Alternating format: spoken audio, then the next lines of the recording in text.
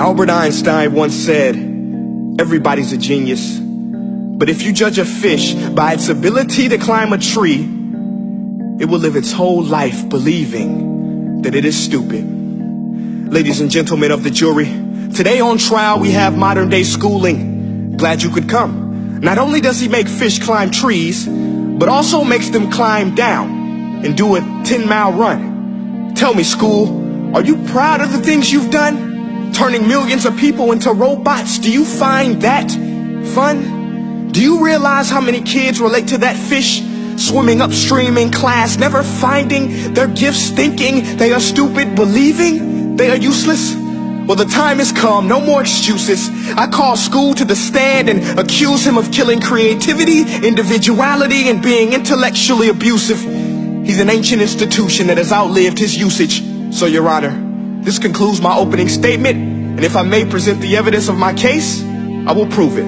Proceed. Exhibit A. Here's a modern day phone. Recognize it? Here's a phone from 150 years ago. Big difference, right? Stay with me. Here's a car from today, and here's a car from 150 years ago.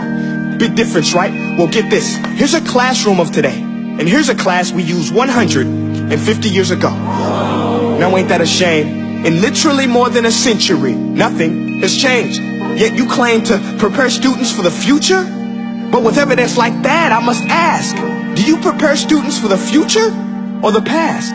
I did a background check on you and let the record show that you were made to train people to work in factories, which explains why you put students in straight rows, nice and neat, tell them sit still, raise your hand if you want to speak, give them a short break to eat, and for 8 hours a day tell them what to think. Oh, and make them compete to get an A letter which determines product quality, hence grade A of meat. I get it. Back then, times were different. We all have a past. I myself am no Gandhi. But today, we don't need to make robot zombies. The world has progressed. And now we need people who think creatively, innovatively, critically, independently, with the ability to connect. See, every scientist will tell you that no two brains are the same.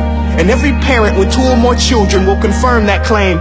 So please explain why you treat students like cookie cutter frames or snapback hats, giving them this one-size-fits-all crap. Watch your language. Sorry, Your Honor, but if a doctor prescribed the exact same medicine to all of his patients, the results will be tragic. So many people will get sick, yet when it comes to school, this is exactly what happens. This educational malpractice, where one teacher stands in front of 20 kids, each one having different strengths, different needs, different gifts, different dreams, and you teach the same thing the same way?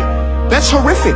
Ladies and gentlemen, the defendant should not be acquitted. This may be one of the worst criminal offenses ever to be committed.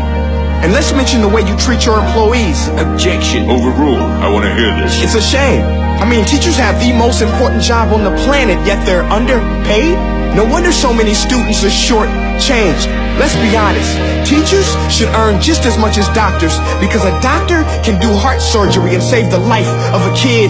But a great teacher can reach the heart of that kid and allow him to truly live. See, teachers are heroes that often get blamed, but they're not the problem. They work in a system without many options or rights. Curriculums are created by policymakers, most of which have never taught a day in their life. Just obsessed with standardized tests. They think bubbling in a multiple choice question will determine success. That's outlandish. In fact, these tests are too crude to be used and should be abandoned, but don't take my word for it. Take Frederick J. Kelly, the man who invented standardized testing, who said, and I quote, "These tests are too crude to be used and should be abandoned." Ladies and gentlemen of the jury, if we continue down this road, the results will be lethal.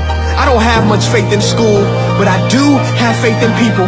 And if we can customize healthcare, cars, and Facebook pages, then it is our duty to do the same for education, to upgrade and change and do away with school spirit, because that's useless. Unless we're working to bring the spirit out of each and every student, that should be our task. No more Common Core. Instead, let's reach the core of every heart in every class. Sure, math is important, but no more than art or dance. Let's give every gift an equal chance. I know this sounds like a dream, but countries like Finland are doing impressive things. They have shorter school days.